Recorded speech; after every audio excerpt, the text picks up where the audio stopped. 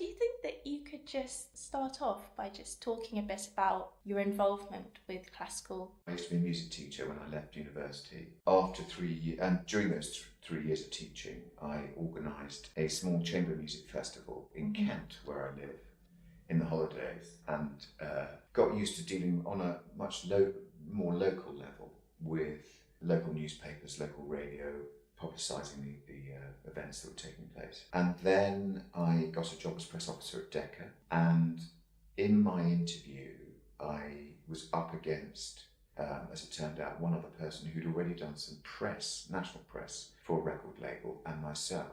And so this particular person had far more experience than I did from dealing with the journalists in general. And I said, well, I am dealing with local press, and I'm looking at stories, I'm looking at angles, not just the concert itself. I'm trying to think laterally, if you like, and I'm trying to sell an event and all things that go on with the event. Anyway, the long and the short of it is I got the job, and from then I learned to deal with the classical music journalists, which in those days were primarily in not only music magazines, but really there were a lot of them associated with national newspapers.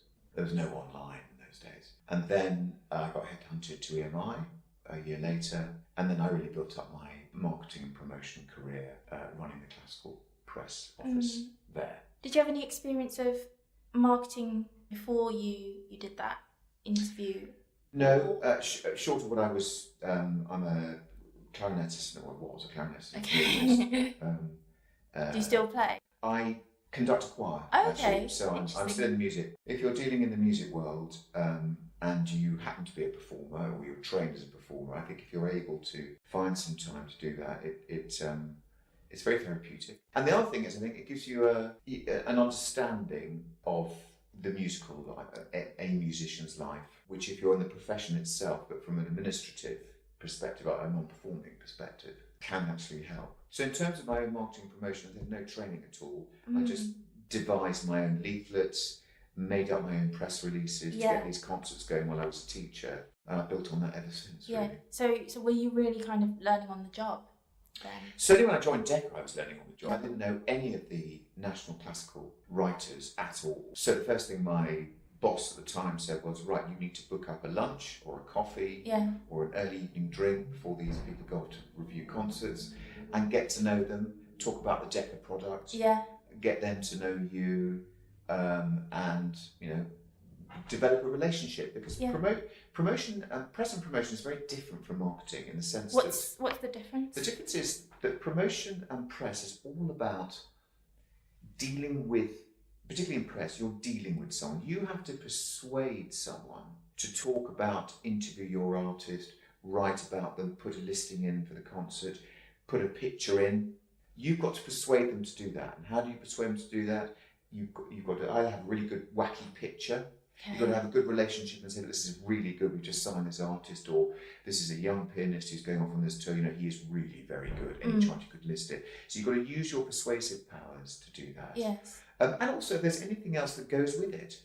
If that particular musician has climbed Kilimanjaro or something different, or has a sports car, something pretty, I think, special really in the long run, but something that's different from music, but they can actually talk about it. My view always is, I always put myself in the view of the press, of the journalist. What is this artist?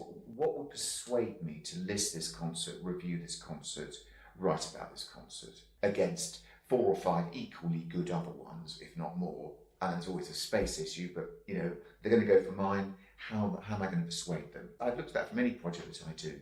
So press is all about dealing with, it's a personal relationship. Marketing is having a vision, having a strategy of what the musician, what the project should come across as. And with all marketing, you need to know, fundamentally, you need to know who is your core consumer.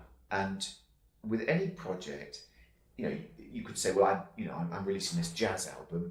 There are people in their 20s up to their 90s who love blues, jazz, so I've got a huge demographic, how do I go about it? Yeah. And my answer always is, can't promote to all of those people in one go. What you can do is choose the core market. Who are the people that are most likely to listen to it? Look at that demographic and gear all your marketing to that demographic. And once you've established yourself there, then you can broaden it to other age brackets.